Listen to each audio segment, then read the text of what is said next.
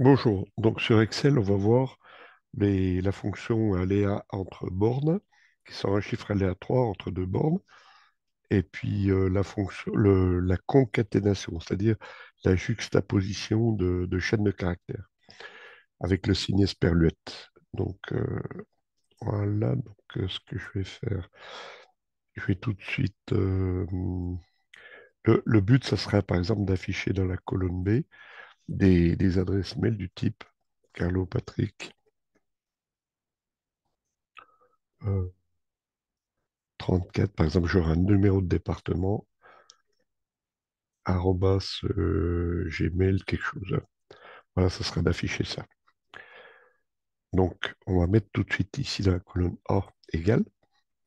Là, ça sera la fonction aléa entre bornes. Aléa entre bornes. Donc, double-clic.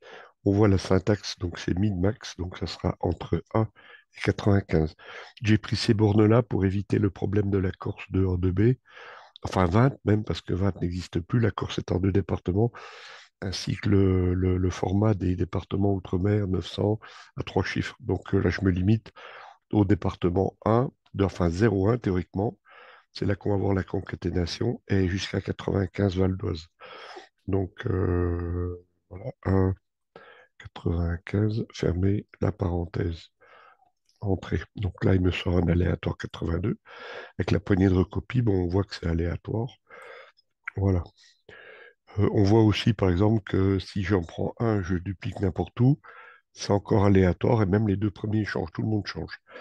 Donc, c'est pas trop grave, mais bon, s'agissant du sujet abordé tout à l'heure, de l'affichage du département, bon, on voit que ceux-là s'affichent bien, ceux-là aussi, mais par contre, j'ai un souci avec le 3 parce que le département, dans l'adresse mail, si je mets Carlo Patrick 3, on ne pense pas à un département, donc si 03, ça sera un département.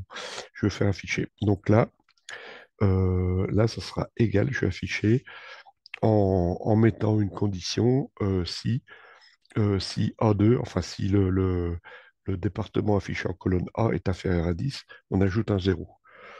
On va essayer ça. Donc là, on va mettre égal, guillemets, comme toutes les chaînes de caractères. Donc on va mettre Carlo Patrick. Bon, c'est une chaîne de caractères au hasard, bien sûr, j'ai mis mon nom, prénom.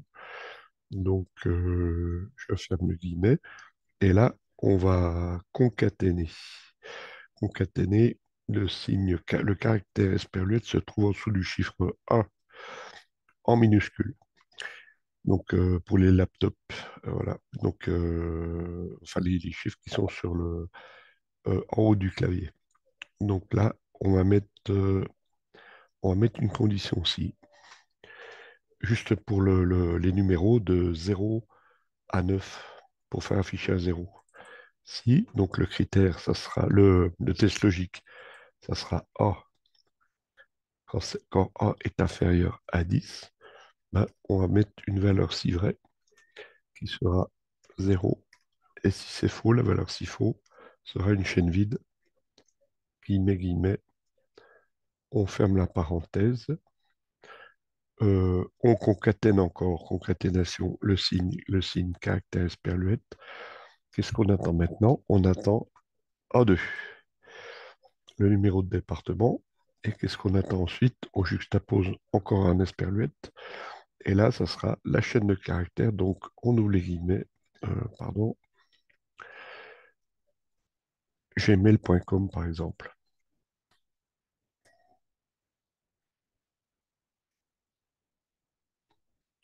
Je ferme les guillemets.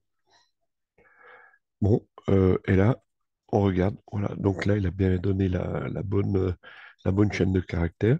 Si je duplique, théoriquement, ça devrait fonctionner pour le reste. Je peux descendre un peu plus bas. Bon, j'aurai des zéros en bas, hein, puisqu'il n'y a pas de département dans A. À partir de cette ligne-là, si je me mets ici, ben oui, effectivement, il me sort un zéro. Donc 0, là, 0 plus 0, ensuite, voilà. Même s'il y a la condition aussi, il n'y a pas de chiffre juste à poser. Voilà, donc la suite, bon, je ferai un autre tuto pour faire afficher, par exemple, les départements en lettres à côté. Bonne soirée.